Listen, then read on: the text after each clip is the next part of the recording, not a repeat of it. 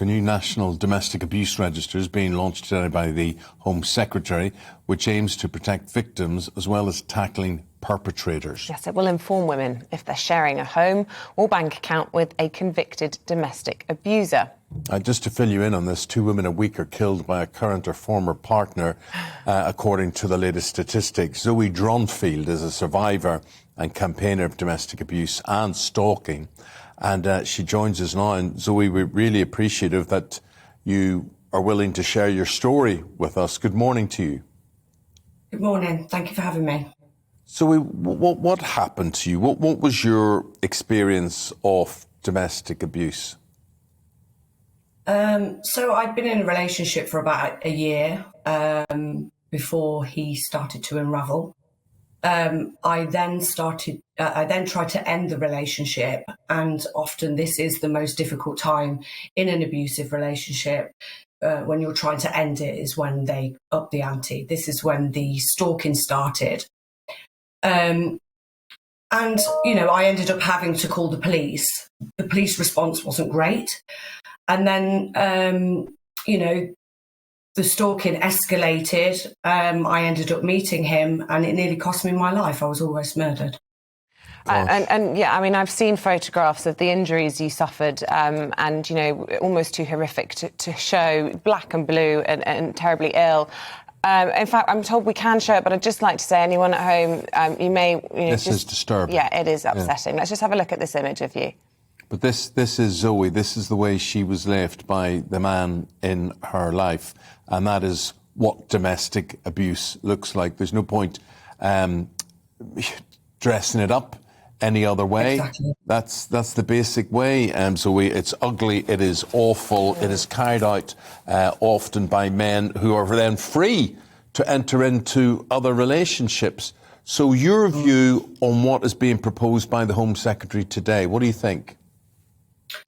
Well, I've been campaigning for this for the last 8 years, and actually we've got a petition that's almost reached 268,000 signatures with year-on-year tabled debates in both houses of Parliament to try and get this pushed through. It was meant to be in the domestic abuse bill. It got pushed out in not the House of Lords, the House of Commons. So it kind of ping-ponged backwards and forwards.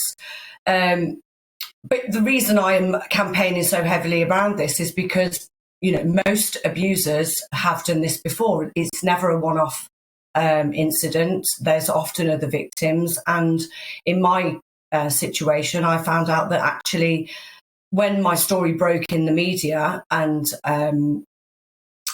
it went in the national newspapers, I was contacted by, at the time, 13 other women that had been in a relationship with my perpetrator and had been on fast response with the police.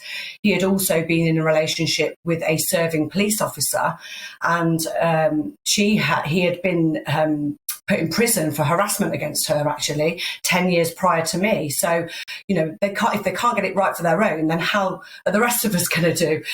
So this is something that will mean that the police have to proactively identify, assess and manage these type of offenders, which serial offenders are the most dangerous type. And is that realistic? And I'm really hopeful that it is. But I just want to understand how this register would work, because, how will police officers and the authorities know who these offenders go on to be in relationships with? Is it up to the police then to contact these women and say, do you know who this person is? Well, we've already got Clare's Law, haven't we, where it gives victims the right to know. That's not often used as much as it should be. And I think that the outcome of this will be how it's dealt with on the ground and in the field. I haven't seen the detail of what the register looks like. What we've been asking for is that these serial perpetrators are managed by the police. So if you think about, in my case, I made that first 999 call and he was stalking me at the time. So he was turning up at my house drunk. It was a school night. My children were in bed. Now, if they'd have had a flag on the police system to say, look, this is a serial offender. He has done this before. He's got other victims. I would have been flagged as a high risk. So they would have been able to manage the priority of, what victims should be seen first. They're dealing with huge numbers of domestic abuse calls. I was actually put as a standard risk. So, and I wasn't told about his historic offending. So I was just left, to deal with this situation myself. And actually, every time I contacted the police, it was minimised. I was told that, well, he hasn't really done anything yet. Even when the police came round to my house, they were making jokes saying, well, you need to find yourself a nice boyfriend. Well, this isn't funny. It isn't a joke. My life was being completely turned upside down. I wasn't able to conduct my life correctly. So, it's important we put the onus back on the perpetrator to change. A lot of what we do at the moment is focused on the victim. Yeah. Do you believe that your perpetrator, Jason Smith, do you believe he was beating you up or he was trying to murder you? Well, I mean, he was trying to murder me. When I came round at the side of the bed, and you saw the picture earlier, I mean, I'd been stabbed in the neck. I've got stab wounds in the back of my hand, defence wounds. I was beaten, stamped. He stamped on me with shoes on. And when I came round, halfway through the attack or whenever it was, he was chopping at his wrists with a meat cleaver, saying, "We're going together, babe." I mean, that gave me an adrenaline rush. I don't know what happened. I kind of, I needed to get out of there. I knew I was going to be killed. And I pleaded with him for my life and said, I've got children, please, Jason, call me an ambulance. And eventually he did. But this was like an 8-hour, ordeal. So how do you, after that, learn to trust a man again? How do you learn to love again? Have you been able to?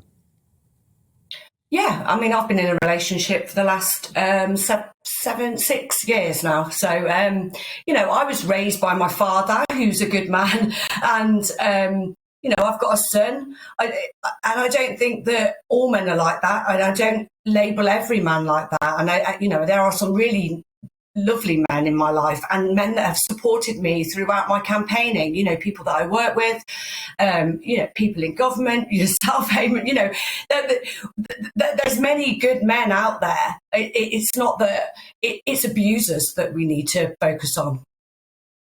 This register does exactly that. It seems to be the right idea that these people commit the crime, they should be known for it, and other people should be warned about them.